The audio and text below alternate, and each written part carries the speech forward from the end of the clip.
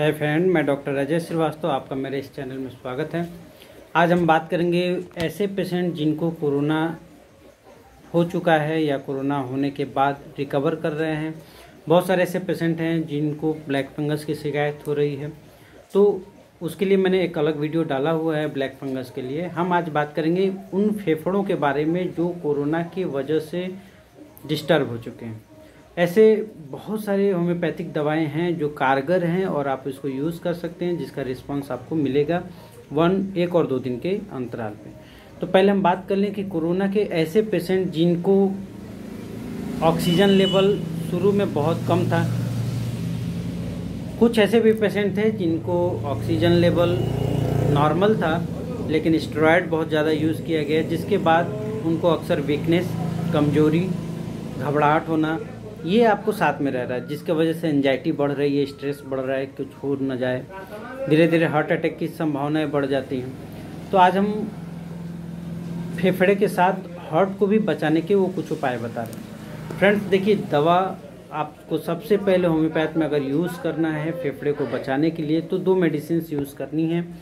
अगर आप कोरोना से रिकवर हो चुके हैं तो भी पहली मेडिसिन आती है आपको कैम्फर क्यू। कैम्फर क्यू को आप 5 बूंद डेली 1 महीने तक सुबह सुबह खाली पेट लीजिए। और दूसरी मेडिसिन आती है एस्पिडोस्पर्मा। एस्पिडोस्पर्मा मदर टिंचर में आप 10 बूंद आधा कप पानी में डालकर 15 से 20 दिन तक यूज़ कर सकते हैं। इसके बाद आपको कुछ फिजिकल वर्क्स करने होंगे, जैसे कि आपको कपालभाति कर लीजिए, प्राणायाम कर लीजिए, योगा कर लीजिए। अब हम बात करते हैं उस कंडीशंस में जिनके कोरोना में फेफड़ा बहुत ज़्यादा डैमेज हो चुका था, यानी उसके टिश्यूज डैमेज हो चुके हैं। आप एक्सरे रिपोर्ट देखते हैं या सीटी स्कैन स्कोर देखते हैं तो आपको पता चलता है कि फेफड़ा 20% 30% तक डैमेज हो चुका है। ऐसे कंडीशंस में फ्रेंड्स सिर्फ मेडिसिन के भरोसे अगर आप रहते हैं तो थोड़ा सा रिस्की होता है। इसके लिए आपको कुछ एक्सरसाइज और ये जो दवाएं हैं ये मैं आपको बता रहा हूँ, इसको आपको यूज़ करने होंगे। अगर आपके फेफड़े 20% या 30% तक भी डैमेज रहे हैं कोरोना काल में और इलाज के बाद आप रिकवर हो चुके हैं, अगर आपको वीकनेस बहुत ज़्यादा रह रही है और वीकनेस के साथ साथ आपको घबराहट, बेचैनी भी अगर रह रही है, तो आपको पहला मेडिसिन यूज़ करना है और वो है alpha alpha mother tincture. Alpha alpha mother tincture को आप 15 बूंद आधा कप गर्म पानी में डाल के या आधा कप या आधा गिलास गर्म दूध में डाल करके आप इसको यूज़ कर सकते हैं रोज़ रात को सोते समय। दूसरी मेडिसिन आती है क्रेटेगस। क्रेटेगस ऐसे पेशेंट को बहुत ज़रूरी चीज़ होती है, यानी ज़रूरी मेडिसिन होती हैं जिनको हार्ट की शिकायत भी रही हो या हार्ट में प्रॉब्लम्स आने शुरू हो गए। ऐसे पेशेंट जिनको घबराहट होता हो, सांस फूलता हो, थोड़ा सा भी चलने में दिक्कत महसूस हो रही हो, ऐसी कंडीशंस में आप क्रेटेगस मदर टिंचर का यूज़ कर सकते हैं। क्रेटेगस मदर टिंचर को आपको यूज़ कैसे करना है? 15 बूंद आधा कप गर्म पानी में डालकर दिन में 2 से 3 बार, ज़्यादा दिक्कत है तो 2 से 3 बार लीजिए, नहीं तो आप सिर्फ दोपहर के समय में 15 बूंद आधा कप गर्म पानी में डाल के लीजिए, आपको राहत मिलना शुरू हो जाएगा। तीसरी मेडिसिन जो सबसे बहुत ज़्यादा ज़रूरी होती है वो है आर्स आयोड। बात कर रहे हैं ऐसे फेफड़ों की जो डैमेज हो चुके हैं या डैमेज होने के बाद रिपेयर कर रहे हैं। आपको सीटी स्कैन आपने देखा होगा या बहुत सारे ऐसे पेशेंट हैं जिनके फेफड़े में स्पॉट पड़ चुके हैं। अगर आपको फेफड़े में स्पॉट है या अब जो नए पेशेंट आ रहे हैं उनको हल्का सा खांसी हो रहा है और फीवर आना शुरू हो जा रहा है, यानी ये कोरोना नहीं है, लेकिन आपके फेफड़े में इन्फेक्शंस की वजह से आपको फीवर आना शुरू हो जा रहा है। ऐसे कंडीशंस में आपको एक मेडिसिन की बहुत ज़्यादा ज़रूरत पड़ेगी और वो है hours आयोड 3x। Friends, hours आयोड 3x को आप 4 टैबलेट दिन में 3 बार ले सकते हैं, आधा कप गर्म पानी में डालकर।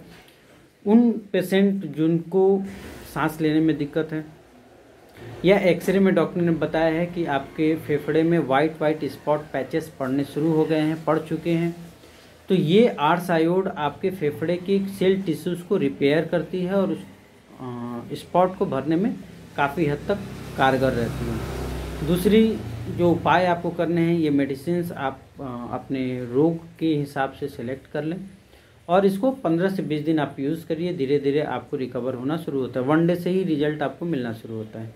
कंपनी आप कोई भी यूज़ कर सकते हैं, SBL ले सकते हैं। अगर आपके वहाँ पे जर्मनी मेडिसिन्स मिल सकती हैं तो आप कोई भी जर्मन मेडिसिन्स का इस्तेमाल कर सकते हैं। अब हम बात करते हैं इसके साथ आपको करना क्या है। ये मेडिसिन जब आप सेलेक्ट कर लेंगे तो उसके बाद आपको यूज़ करना है कुछ एक्सरसाइज, जैसे कि आपको प्राणायाम लेना है।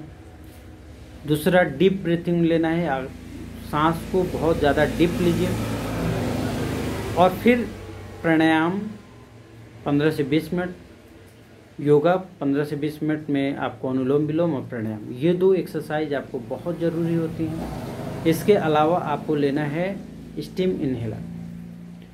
बहुत लोगों ने बहुत तरीके बताए हैं कि आप स्टीम को इनहेल कैसे कर सकते हैं, यानी भाप को अंदर कैसे ले सकते हैं सांस के जरिए।